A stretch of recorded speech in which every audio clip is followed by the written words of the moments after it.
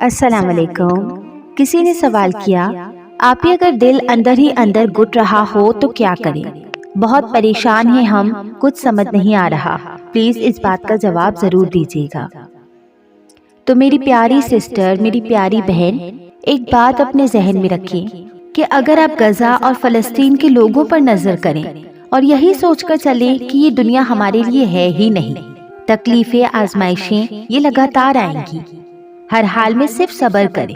جب جب دل گھبرائے استغفار کرنے لگ جائیں، کلمہ پڑھیں، درود پاک پڑھیں، لاحول پڑھیں اور اپنی نیت ایک دم صاف رکھیں، ہر طریقے کی برائی سے اپنے آپ کو دور رکھیں، انشاءاللہ یہ گھبراہٹ بھی آپ کی دور ہوگی۔ سو پلیز اسٹے اسٹرانگ، اللہ آپ کی بہت قریب ہے۔ کبھی کبھار ایسا بھی ہوتا ہے کہ جب ہم جائے نماز پہ اللہ سے مانگنے کے لیے بیٹھتے ہیں نا، تو نہ آنکھوں سے آنسو نکل پاتے ہیں اور نہ ہی زبان سے کوئی بھی دعا لفظوں کی شکل میں کہی جاتی ہے، بس عجیب سی کیفیت ہوتی ہے۔ دل تو تب چیخ چیخ کر کہہ رہا ہوتا ہے کہ یا اللہ اب آپ کی کن کی ضرورت ہے، لیکن لب اس درد کو بیان کرنے سے قاصر ہوتے ہیں، اور پتہ ہے اس لمحے تمہاری اللہ سے نہیں، تمہاری دل کی اللہ سے گفتگو ہوتی ہے، اور جب ٹوٹا ہوا دل خود اللہ کی بارگاہ میں جا کر اپنی کرچیاں سمیٹنے کی فریاد کرتا ہے نا، تو اللہ اس کے لیے اپنی مدد نہیں بھیجتا، بلکہ اللہ پھر وہ کرچیاں خود سمیٹتا ہے۔ اللہ تب وسیلے نہیں بناتا اس کے لیے، بلکہ اللہ خود اس کا وسیلہ بن جاتا ہے۔ تمہاری یہ خاموشی اللہ کی ہاں زور کا شور مچا دیتی ہے، اتنی زور کا کہ آسمانی خلق اس چپ کی آواز سے چونک اٹھتی ہے، اور پھر وہ ساری خلق اللہ سے تمہاری حق میں دعا کرتی ہے اور فریاد کرتی ہے کہ یا اللہ یہ جو درد سے تڑپ رہا ہے اسے شفا دے دے، اس کے لیے کن فرما دے۔ جب آسمان تمہاری آواز سے لرز اٹھتا ہے تو سوچو اس رب کی کیفیت کہ جس نے فرمایا ہے کہ میں شہرک سے بھی زیادہ تمہارے قریب ہوں۔ سوچو تمہاری جس خاموشی کا شور عرش تک پہنچ سکتا ہے، اسے کیا تمہارے دل میں رہنے والا اللہ نہیں سن سکے گا؟ وہ سب جانتا ہے، وہ سب جانتا ہے، تب بھی جب تم کہتے نہیں، اور تب بھی جب تم کہنا نہیں چاہتے۔ وہ دھڑکن ہے اور وہ دھڑکنوں کی ہی سنتا ہے، پھر ایسے معجزے کرتا ہے کہ دل پھر سے جی اٹھتے ہیں، دھڑکنیں پھر سے بحال ہو جاتی ہیں اور ویران آنکھیں شکر سے بھر جاتی ہیں، پھر کرچیاں بھی سمٹ جاتی ہیں اور شفا بھی مل جاتی ہے۔ سبحان اللہ۔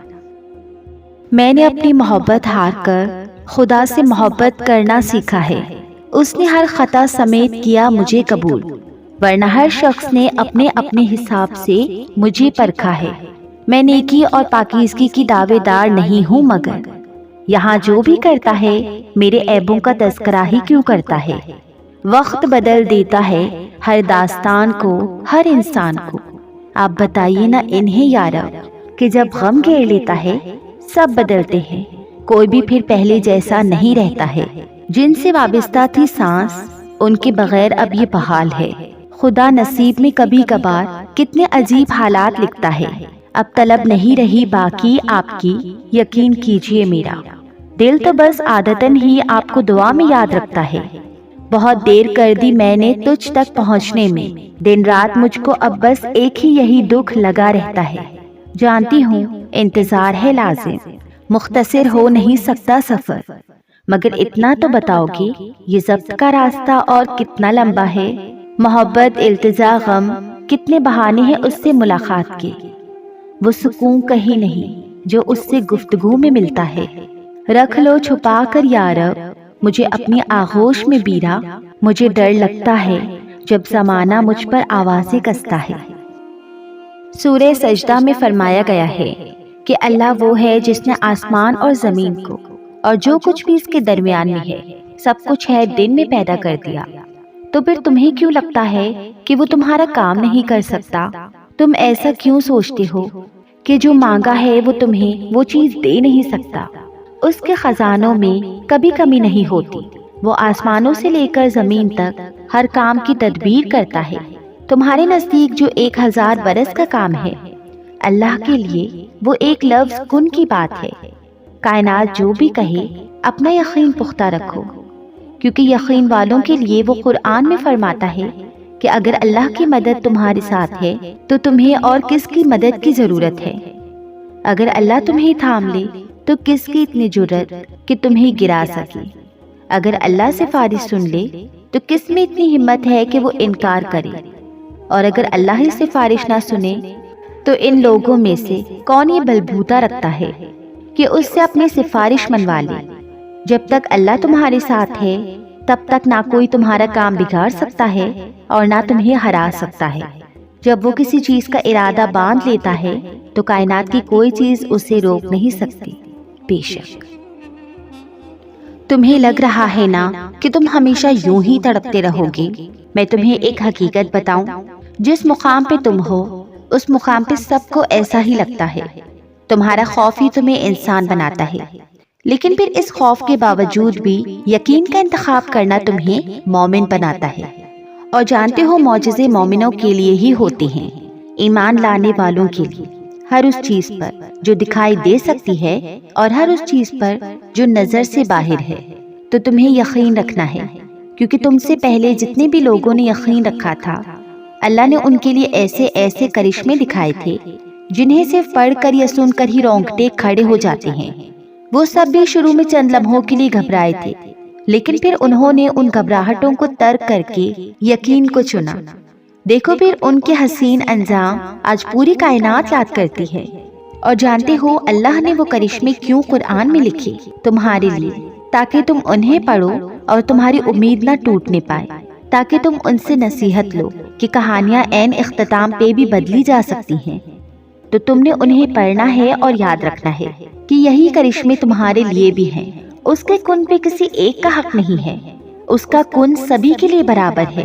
اور جب وہ کن فرمائے گا تو یا تمہارا دل پھر جائے گا یا اس کا جس سے تم دل لگائے بیٹھے ہو، یا ہو سکتا ہے تم دونوں کا۔ تم ہمیشہ تڑپتے ہوئے کبھی نہیں رہو گے، تمہیں بدل دیا جائے گا سمیت تمہارے سامنے کے منظر کے۔ سب بدل جائے گا، تمہارا وقت، تمہارا یہ تڑپتا ہوا بے سکون دل، برستی ہوئی آنکھیں اور زبردستی کی یہ سانسیں، سب کچھ بدل جائے گا۔ بس صبر۔ اللہ جب کسی آزمائش یا تکلیف میں ڈالتا ہے تو نکلنے کے وسیلے تو پہلے سے ہی بنے ہوتے ہیں۔ اور جانتے ہو یہ تکلیف آزمائشیں ہم پر کیوں آتی ہیں؟ تاکہ ہمارا رتبہ بڑھا سکے، ہمیں اللہ کی پہچان کروا سکے۔ وقت اور حالات کبھی بھی ایک سا نہیں رہتے، سب کچھ بدلتا ہے، دکھ خوشیوں میں، آنسو مسکراہٹ میں، بے چینی سکون میں، کیونکہ تبدیلی کائنات کا اصول ہے۔ اللہ کبھی بھی تمہیں مسلسل تکلیف میں نہیں رہنے دیتا۔ اگر وہ ایک ہاتھ سے کچھ لیتا ہے تو دوسرے میں صبر تھما دیتا ہے جو دل میں رہتا ہے۔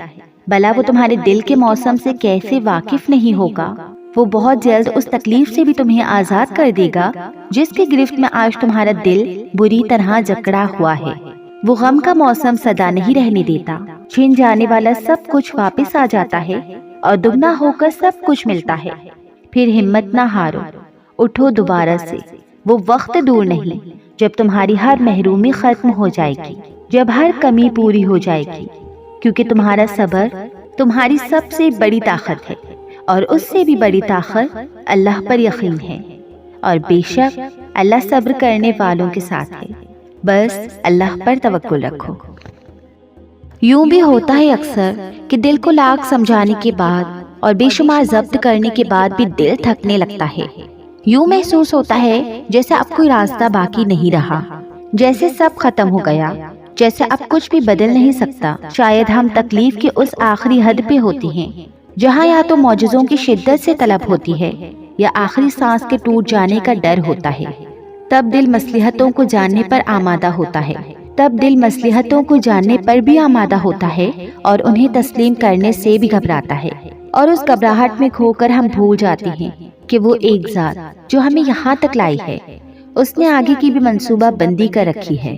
اور جہاں صبر ساتھ چھوڑ دیتا ہے وہاں اللہ کن سے نواز دیتا ہے۔ وہ ماضی دیکھ کر نہیں، نیت دیکھ کر عطا کرتا ہے۔ وہ یہ نہیں کہتا ہے کہ اب دوبارہ سے کیوں آئے ہو، وہ تو کہتا ہے کہ اب آ ہی گئے ہو تو میرے پاس بیٹھ جاؤ۔ وہ یہ نہیں کہتا کہ پھر سے وہی کہانی لائے ہو، وہ تو کہتا ہے اب لے آئے ہو تو تسلی سے ساری کہانی سنا دو۔ وہ یہ نہیں کہتا کہ میری تو سنتے نہیں تو میں کیوں تمہاری سنوں، وہ تو کہتا ہے کہ اب اتنی مدت کے بعد جو دیدار کروایا ہے تو بس جو سنانا ہے سناتے جاؤ۔ وہ یہ نہیں کہتا کہ اپنی غرض کے لیے میرا نام کیوں لے رہی ہو، وہ تو کہتا ہے اب اگر پکار ہی رہے ہو تو اپنی اس میٹھی آواز میں میرا نام دہراتے جاؤ، اتنا دہراؤ کہ میری محبت کے پاس نہ کہنے کی گنجائش ہی باقی نہ رہے۔ بس پھر وہ مان جاتا ہے، پھر وقت کیا، حالات کیا، موسم کیا، دنیا کیا، نصیب کیا، سارا جہاں بدل جاتا ہے۔ پرسکون محبت تو وہی ہے جس کے بعد انسان بے فکری کی نیند سو سکے، اور ایسی بے فکر اور آرام دہ نیند بس اللہ کی محبت کے بعد آتی ہے۔ تب کسی چیز کی فکر نہیں رہتی، نہ خوابوں کے پورا ہونے کی اور نہ لمحوں کے مکمل ہونے کی۔ پھر نہ دنیا سے ڈر لگتا ہے اور نہ رات کے اندھیرے اور ان اندھیروں کی خاموشیاں تنگ کرتی ہیں۔ درد میں بھی آرام ملنے لگتا ہے، اللہ پہ بے حد پیار آنے لگتا ہے۔ جو پاس نہیں ہوتا اس پر صبر آ جاتا ہے، اور جو پاس ہوتا ہے اس پر شکر آ جاتا ہے۔ ہم زندگی میں ساری محبتیں آزماتے ہیں اور پھر بے پناہ تھک جاتے ہیں، تبھی تو ہم اللہ کی محبت کو محسوس ہی نہیں کر پاتے۔ ہم اس سے غرض کا تعلق رکھتے ہیں کہ اس چیز کے لیے سجدہ کر رہا ہوں، اس خواہش کے لیے جھولی پھیلا رہا ہوں۔ تم کبھی یہ کیوں نہیں کہتے کہ یا اللہ آپ کے لیے سجدہ کر رہی ہوں، یا اللہ آپ کو پانے کے لیے یہ جھولی پھیلا رہی ہوں۔ جس دن تم یہ کہنا سیکھ جاؤ گے اس دن دنیا کی وہ تمام محبتیں جو تم سے دور بھاگتی ہیں یا جو تم سے چھین لی گئی ہیں وہ واپس لوٹا دی جائیں گی، اور جانتے ہو اس دن تمہیں ان محبتوں کی بھی طلب نہیں رہے گی۔ اللہ کی محبت انسان کو اتنا مکمل کر دیتی ہے کہ پھر کسی اور کی گنجائش نہیں رہتی، اور پھر انسان صبر اور عشق کی اس انتہا کو پہنچ جاتا ہے جہاں اللہ کی رضا کے سامنے سب قربان کر دیا جاتا ہے۔